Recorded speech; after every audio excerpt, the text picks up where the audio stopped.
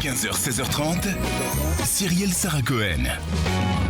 Radio J.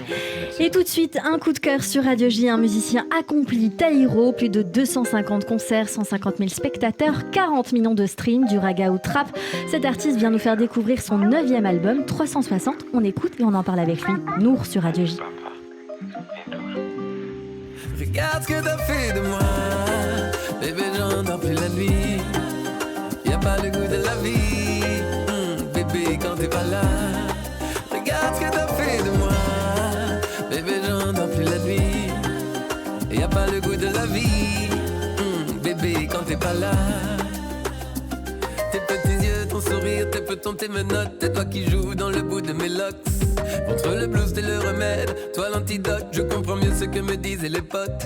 T'es mon trésor, mon diamant, mon rock, mon bijou, le reste c'est du toc. Le jour où ta maman est tombée en cloque, le ciel a béni l'époque.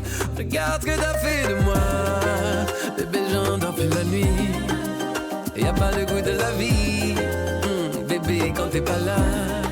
Regarde ce que t'as fait de moi, bébé, j'endors plus la nuit.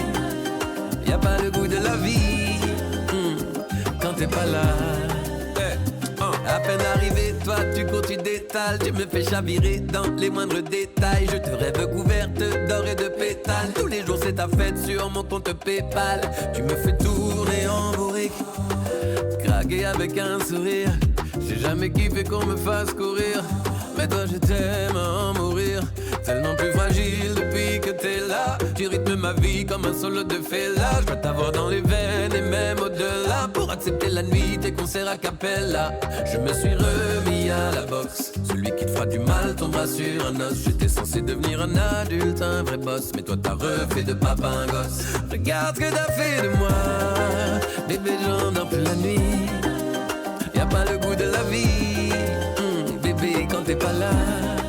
Regarde ce que t'as fait de moi, bébé, j'endors plus la nuit. Y'a pas le goût de la vie, nous quand t'es pas là. Tu me regardes gaga, un gars tout gaga. Tu me regardes gaga, ton papa tout gaga. Tu me regardes gaga, un gars trop gaga. Tu me regardes gaga, ton papa tout gaga.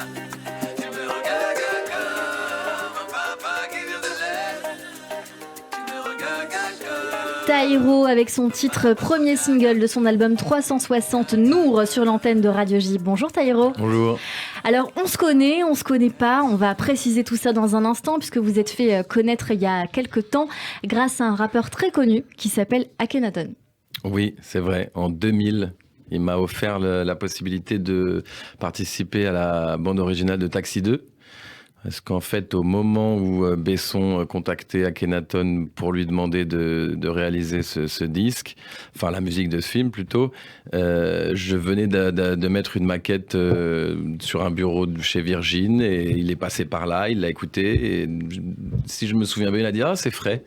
Et puis on a fait un rendez-vous et puis il m'a proposé de faire ça. Et ça fait quelques années que vous êtes dans le milieu, vous avez plus de 250 concerts au compteur, 150 000 spectateurs, 40 millions de streams, je le disais tout à l'heure, c'est votre 9e album, c'est assez conséquent, moi j'en ai compté 11, mais peut-être que je me suis trompée parce qu'il y a une part 1 et une part 2, oui. C'est ce qui est le cas dans cet album aussi. Là la première partie vient de sortir et la deuxième partie sortira dans quelques mois. Vous parlez anglais ? Très légèrement, Part 1, part 2. Ouais, vous constatez que les langues et moi, c'est pas trop mon dada. C'est pas trop mon dada. Taïro, on vient d'écouter Nour, on a envie de savoir l'histoire de ce titre. Est-ce que vous avez fait dedans ? Est-ce que vous l'avez écrit ? Est-ce que vous l'avez composé ? Comment vous l'avez imaginé ? Qu'est-ce qui s'est passé ?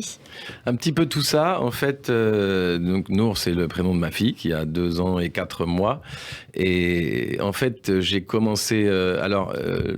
l'instru, enfin la musique, on me l'a envoyée en amont avant que j'ai quoi que ce soit. Et comme ma femme était enceinte, ça m'a inspiré, je sais pas, il y avait une douceur dans cette guitare, dans les accords, il y avait quelque chose d'un peu joli. Et je me suis dit, on sait jamais trop d'où ça vient, l'inspiration, un truc qui nous traverse. Après, on travaille dessus, on essaie d'en fabriquer quelque chose, on choisit l'angle, on essaie de raconter... Enfin, pour ma part, j'essaie que mes chansons, je me demande toujours à quoi elles vont servir. Et là, donc, je commence, évidemment, comme ma femme était enceinte, pour l'instant, tout était dans la tête, beaucoup dans l'imaginaire. Et pour quelqu'un qui écrit des chansons, c'est génial. Et donc, j'ai commencé à écrire, j'ai écrit le refrain, le premier couplet. Là, je me suis dit, oula, attends un peu, attends qu'elle arrive pour voir aussi vraiment ce qu'elle va te dire, quoi. Mais vous n'avez pas été déçu quand vous l'avez vu? Un peu.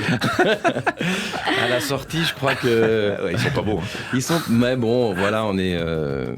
c'est tellement d'émotions que bon, on est submergé à la fois par l'étonnement et puis, mais on n'est pas trop déçu en tout cas. Et donc effectivement, c'est une chanson que j'ai écrite en 2 temps, quoi. Une fois avant qu'elle arrive et puis une fois qu'elle était là, et ça s'entend un peu dans la chanson parce que dans le deuxième couplet, je dis justement. Tes concerts a cappella, la nuit, tout ça. Enfin, je montre aussi un peu le revers de la médaille, on va dire. On va écouter une autre chanson qui s'appelle Fais-les bouger. L'occasion de vous demander en quoi cet album est différent des autres. Est-ce que vous avez voulu dire dans cet album tout court, Taïro? Il est différent, je dirais, surtout dans la forme. Dans le reste, je crois que... On est quoi, sur du raga, sur du raga trap, sur du rap? On se faisait cette question justement avec Michel Simès tout à l'heure. Moi, je suis débile. Je dis c'est du rap, mais non, c'est du reggae. Alors, pour m'en sortir, j'avais dit que c'était du rap reggae, oui, mais bon, on peut dire. Ça marche, non, mais c'est vrai que cet album et cette chanson, il y a plusieurs influences. Il y a l'influence caribéenne, jamaïcaine notamment, qui est le reggae, qui est ma culture musicale. Mais j'ai grandi avec le rap, je l'ai vu arriver en France. J'ai écouté les disques de ma mère, que ce soit de la chanson française, de la musique classique ou de la musique des années 70, Jimi Hendrix, les Beatles, Leonard Cohen, j'en passe. Et là, c'est vrai qu'en fait, cet album, je l'ai fait pendant la Covid. Et donc, en fait, j'avais beaucoup de temps et j'avais aucune échéance. Et donc, j'avais une liberté totale. J'étais pas dans une idée... celle que je me fais d'habitude quand je fais un disque où je me mets une direction artistique, une ligne comme ça, en me disant j'ai envie que cet album il sonne très reggae ou justement plus urbain. Là, j'ai fait les morceaux les uns après les autres en prenant beaucoup de plaisir à les faire parce que juste c'était un moment récréatif et un moment où il se passait quelque chose dans ce moment où il se passait pas grand chose.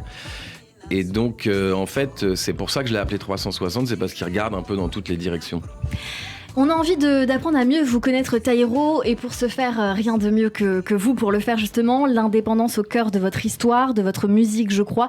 Vous allez nous le dire, puisque vous avez 1 minute pour nous parler de votre parcours, vos aspirations et votre univers sur l'antenne de Radio J. C'est quand vous voulez. Alors, je commence à faire mes armes dans les sons de système à Paris dans le milieu des années 90. De là, on vient me proposer justement d'enregistrer une maquette, un peu comme je vous l'ai expliqué tout à l'heure. Et puis, cette maquette se retrouve sur un bureau. Akhenaton me repère, il me propose de faire Taxi 2. Au même moment, je fais une compilation pour Universal avec Pierre-Paul Jacques qui s'appelle Plus de cœur égale soleil. Quelques années après, c'est Passy qui m'appelle pour faire un titre sur Dealer de Raga. Qui sera chez nous bientôt d'ailleurs. Voilà, un titre qui s'appelle Elle veut avec Flaya et qui devient un des singles tubes de l'été 2004, je crois. Donc je commence à me faire un petit nom dans le sens mainstream du terme, enfin je veux dire avec une audience un peu nationale. Je prends le temps de dire que je suis pas prêt, donc je commence à faire des albums. En 2007 je sors mon premier disque, en 2009 un deuxième. Et ça s'est enchaîné puisqu'il y en a 9 aujourd'hui jusqu'à celui-là, donc Taïro 360 qu'on va se faire le plaisir de découvrir en venant vous voir en concert. Vous êtes en tournée en ce moment, oui. Il faut le rappeler, depuis je crois septembre, le 9 septembre si mes souvenirs sont bien bons, et vous serez en tout cas, il faut le rappeler pour les auditeurs, le 25 mars 2023 à l'Olympia. On va venir vous voir, on sera très nombreux. Avec plaisir. Merci beaucoup d'avoir été avec nous sur l'antenne de Radio J, Taïro. Je serai là. Cool. 15h, 16h30, Cyrielle Sarah.